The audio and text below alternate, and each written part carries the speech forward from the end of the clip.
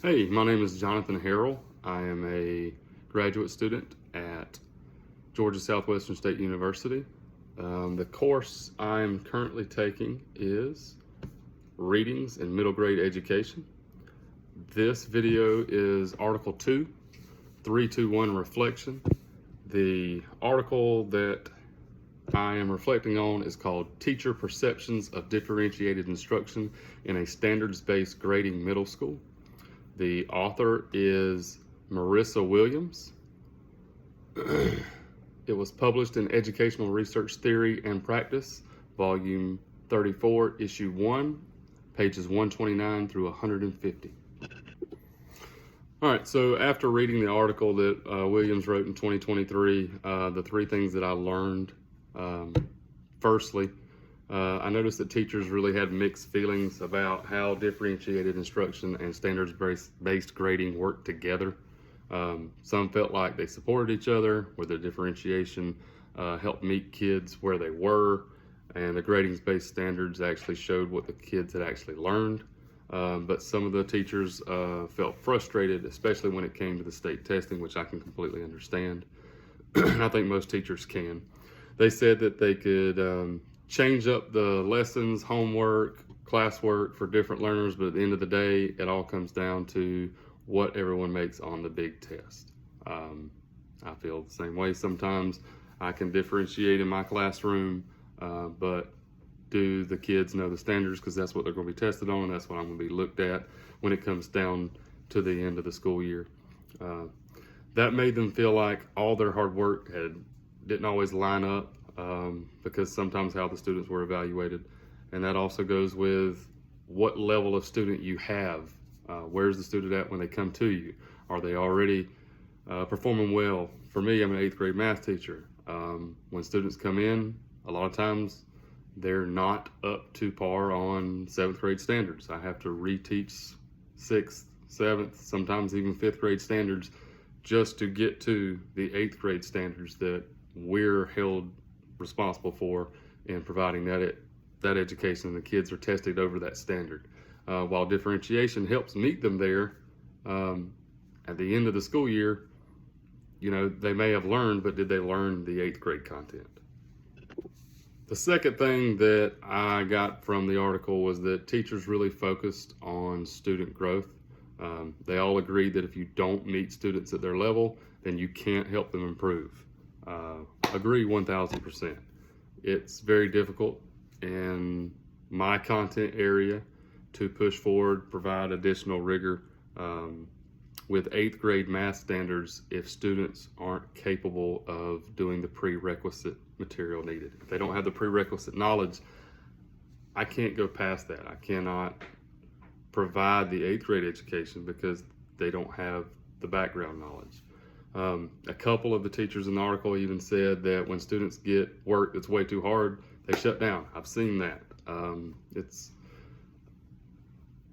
very difficult to watch when kids are struggling with the basic content in math, and then you push on some more rigor. You kind of see the defeated look in their face when they know, I can't do this. The differentiation that was provided helped build the confidence, but grading on standards wasn't always seen as fair to the struggling students.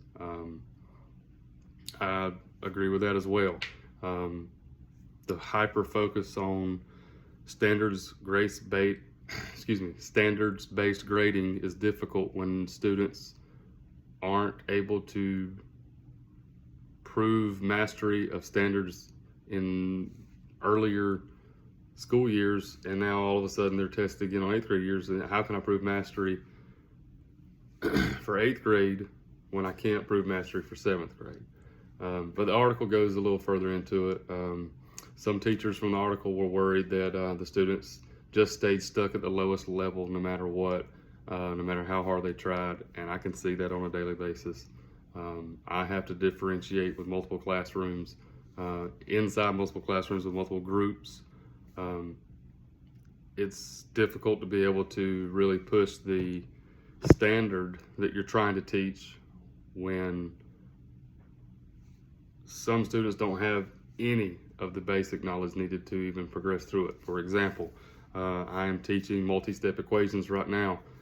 7th grade standards from last year are 1-step and 2-step equations. A lot of my kids this year do not have that prerequisite knowledge of how to even solve those. So I'm having to go backwards, teach 7th grade standards, do modified groupings, heterogeneous groupings, provide social time for students to be able to learn from one another, from peer-to-peer learning.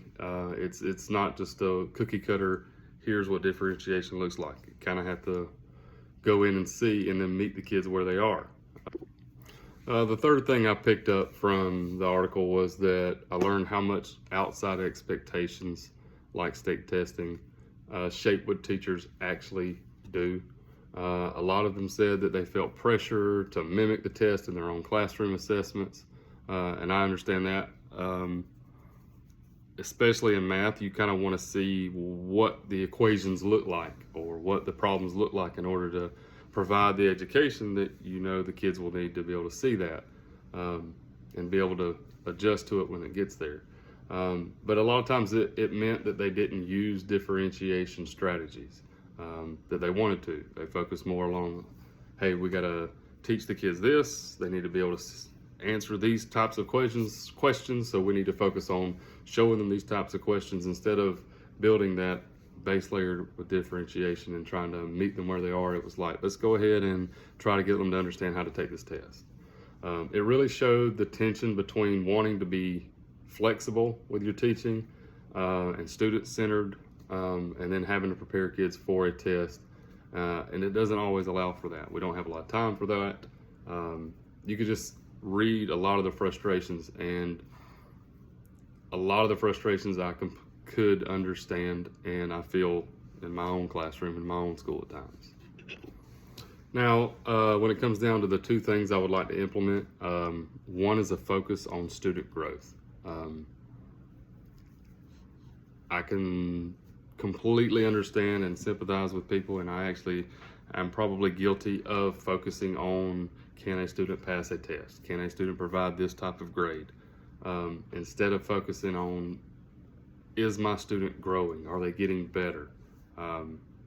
It's very difficult at times, but the things that I would like to implement is I want to be able to design lessons with different entry points.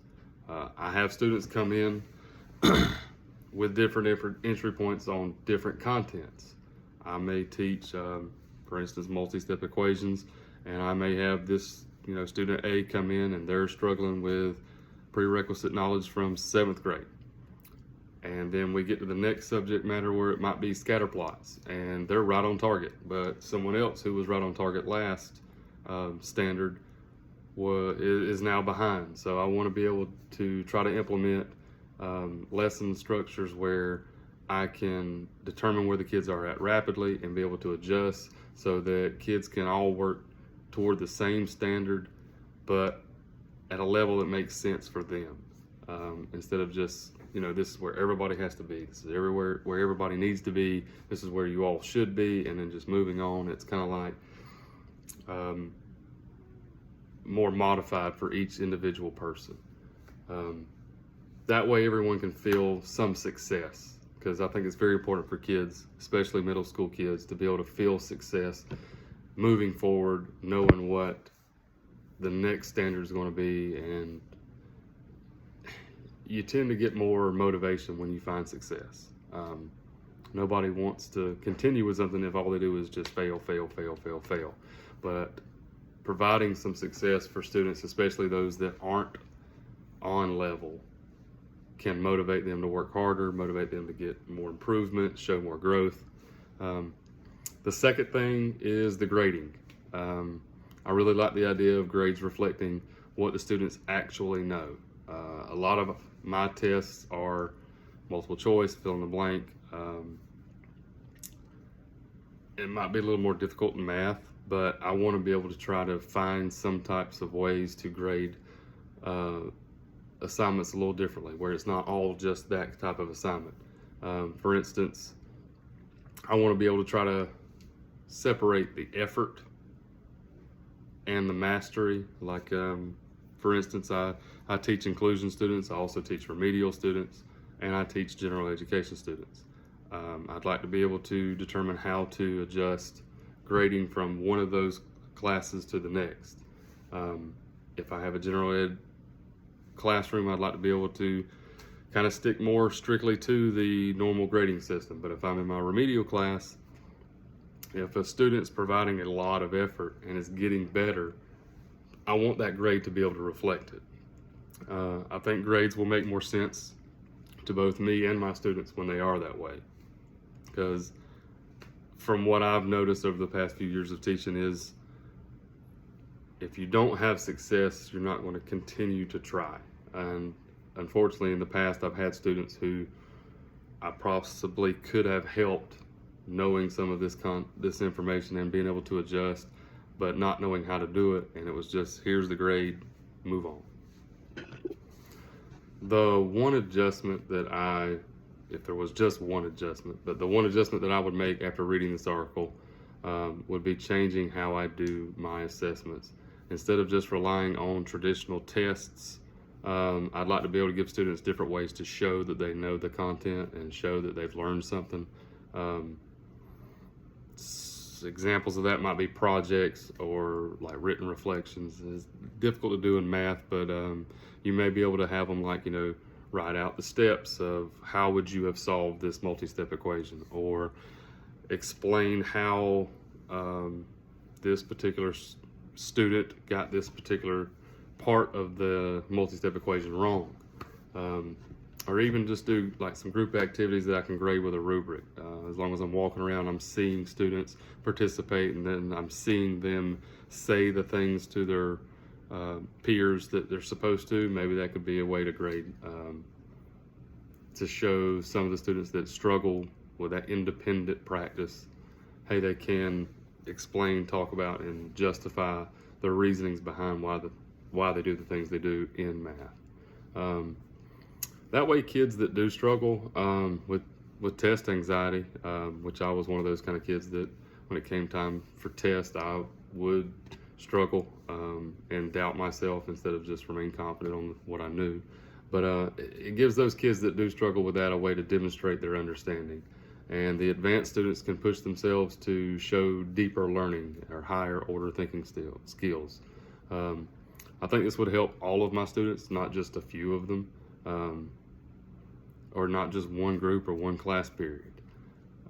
Another thing, I know I'm only implementing one adjustment that I would make, but another thing that came out of this was how I made my lesson plans. It reminded me that when I do my planning, it doesn't just need to be about what I'm teaching.